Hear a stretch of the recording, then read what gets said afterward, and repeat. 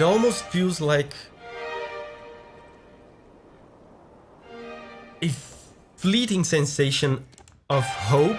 Hey music friends, this is Davi Vasc, I'm a music composer for games, and today we have a request from Patreon, and it's actually a favorite of mine. It's the prelude from Shadow of the Colossus, and Shadow of the Colossus is a game I love. I played it so much back in the PS2 days. I know the music, I love the soundtrack very much. So yeah, I'm actually curious to see how much I remember of it, because I actually haven't heard it in a long time. So yeah, let's go. Actually, I'm gonna do something different this time. Usually, I don't see anything when I'm reacting to these songs, but like I said, because I know this game already and I know this cutscene very well, I know that the visuals here complement the music very well, I'm gonna be watching the cutscene while I'm listening to this. And I'm also curious to see what the remake looks like, because I haven't looked up the remake ever since it came out. Here we go.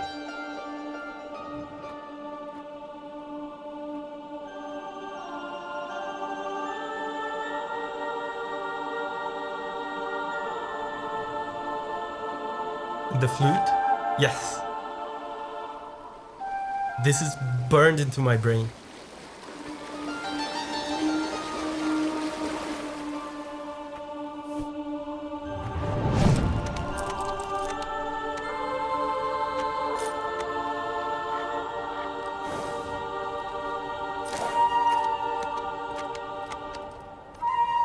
Very mysterious so far. You see, this kind of arpeggio here with this stringed instrument, it's even here at the beginning, and it's difficult to tell.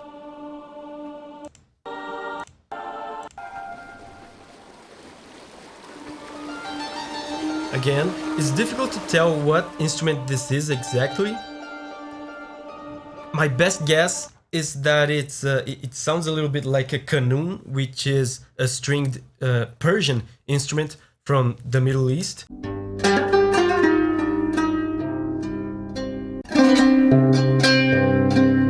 And you know, the Middle East is an exotic place for most people. So musicians, composers, especially Japanese composers, love to use it to give that sensation of a faraway, mystical, magical, exotic place. And that's what I assume the composer is doing here. And the interesting thing is that even though it's a Middle Eastern instrument, they're not really using Middle Eastern notes, which is something really cool that game composers like to do. They do this in video games when they are trying to kind of make up a fantasy culture, because if you use a Middle Eastern instrument and you play Middle Eastern notes with it, then it sounds too familiar, right? It's too obvious. It sounds like Middle East. But here, check out the notes that he's using here. It's something like this, right? And these notes, this is just a regular sad chord, but with some extra notes added to it, makes it feel very magical and kind of mysterious and mystical.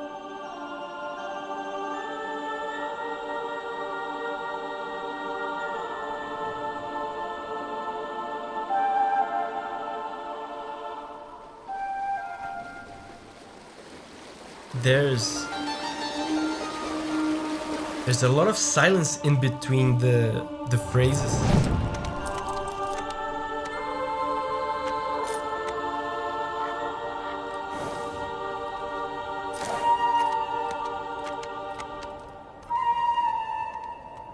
Silence. This makes it sound very lonely and intimate, you know. Feels empty.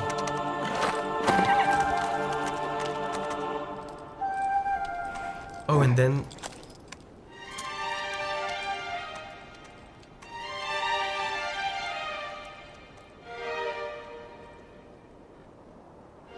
this is so emotional. I remember this part. Listen to how the string phrase that's gonna come up here keeps dying down and coming back.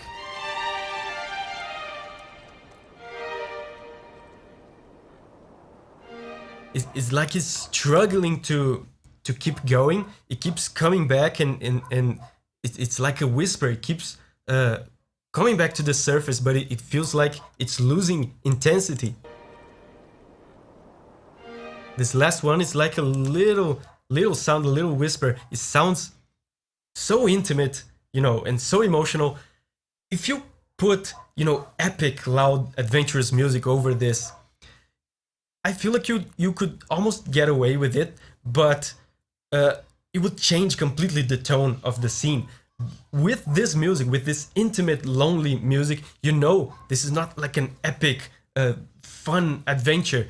This is an emotional, an intimate, emotional quest that this character here is going through. And if you've played the game, you know that makes total sense, because here in his horse, and this is not a spoiler, by the way, this is just the beginning of the game. In his horse, you see that he's carrying something here, and this is the body of a woman, presumably his loved one, that he's on a quest to take to a place to hopefully bring her back to life. Oh yeah, this part is beautiful.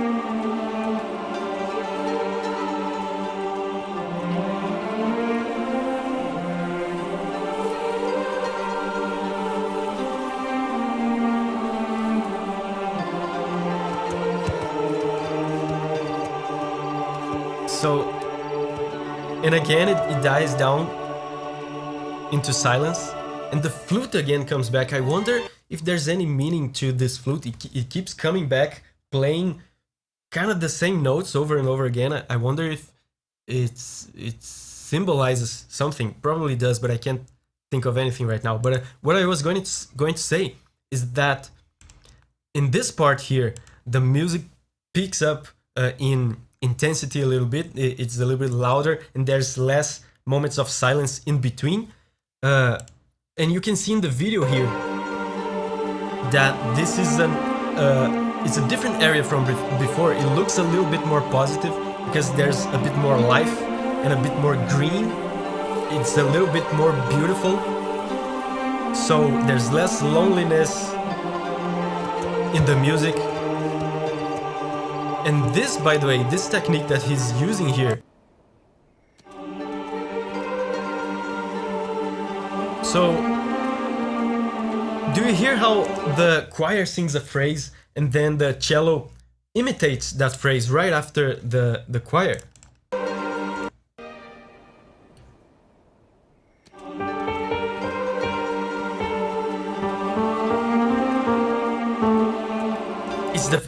And they keep doing that. They sing a phrase and then another instrument imitates it. This is something called a fugue, or in this case a fugato, which is a tiny fugue. It's an advanced kind of thing to do. It sounds very harmonious, and it's kind of tricky because you have to adapt the melodies to the harmony that is moving. It's a tricky thing to do, but it sounds very cool, very harmonious and beautiful. You recognize this? It's from the beginning. Oh man, the remake looks great, by the way.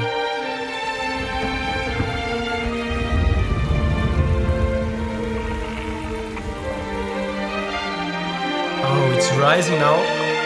It's building up in intensity.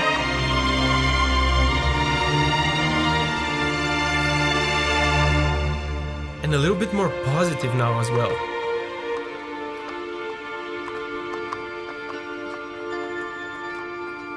But I wanted to show you that this part here, remember in the beginning that string part that was like a quiet, intimate whisper that was trying to come to the surface and it was losing intensity? It's this part here. But this time it's a lot more intense and there's more confidence behind it.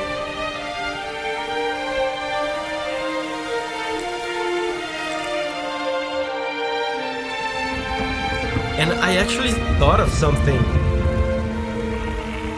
Let me show you it here in the beginning again. I described it as a whisper at first, but now that I talked about before about his loved one that, you know, is has passed away and he's trying to bring her back. It almost feels like this quiet violin part. It almost feels like a fleeting sensation of hope that is dying down, is fading away, but it still tries to come to the surface. And now, as his journey progresses, that sensation, as he comes closer to his destination, that hope becomes stronger and more intense, and he gains confidence. And now, instead of going down,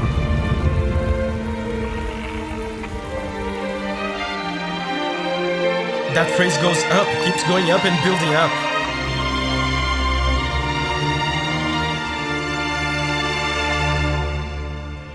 That is so cool.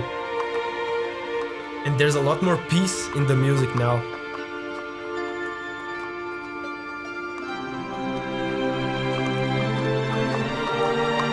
Oh man.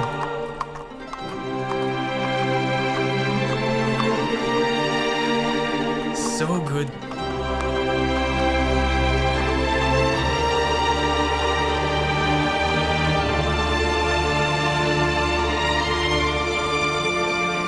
Oh, this feels like hope.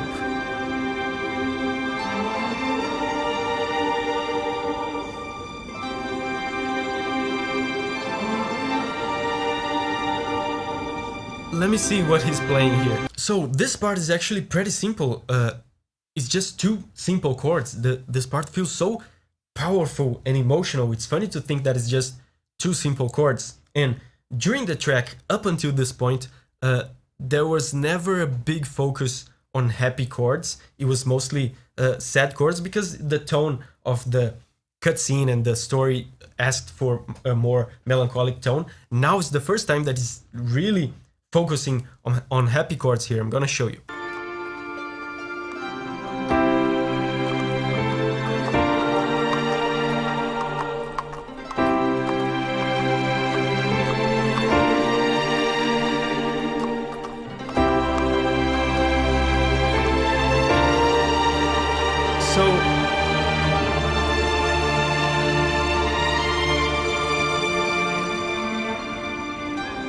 And it repeats again.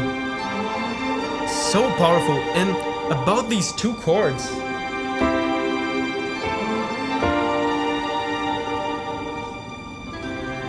these are happy chords, like I said.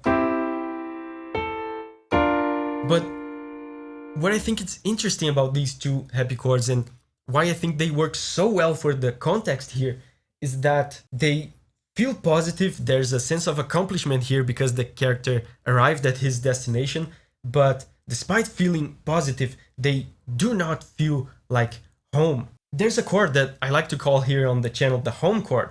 It's this one. It's the chord where the song rests in. It has a sensation of finality, of conclusion, of resolution. It's the home chord, and this chord is absolutely being avoided here in this part because the character is not at home. He's not in a relaxed, happy state. He is away from home. He's on a trip. Instead, he's using this happy chord here, which is also a tense chord. It's a happy tense chord. It feels positive, but it also it suggests that the home chord is coming after it because it is a tense chord. When you play a tense chord, you're kind of suggesting a resolution after it, right? You want to resolve that tension. So he plays this chord, and it suggests the home chord. You think it's gonna go to the home chord, but instead it goes here. And this is another happy chord. It's not as tense as the previous one, but still not the home chord. So he's alternating between two happy chords, so it feels positive. There's a sensation of accomplishment, but it also makes you miss home. It makes you think of home. It suggests home, but at the same time omits home. So you keep thinking of the home chord, but it never comes.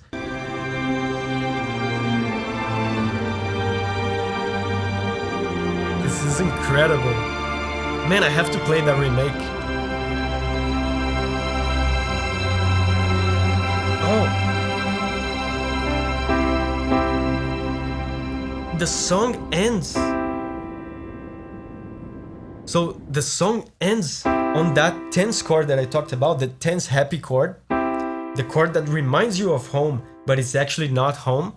That's where the song ends.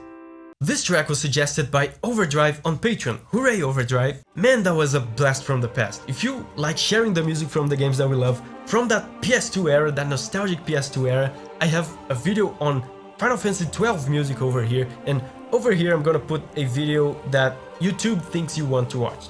I have nothing to do with it. They chose it, not me. Let me know if they got it right. And anyway, whenever you're ready to spread your wings and go on a music journey again, I'll see you there.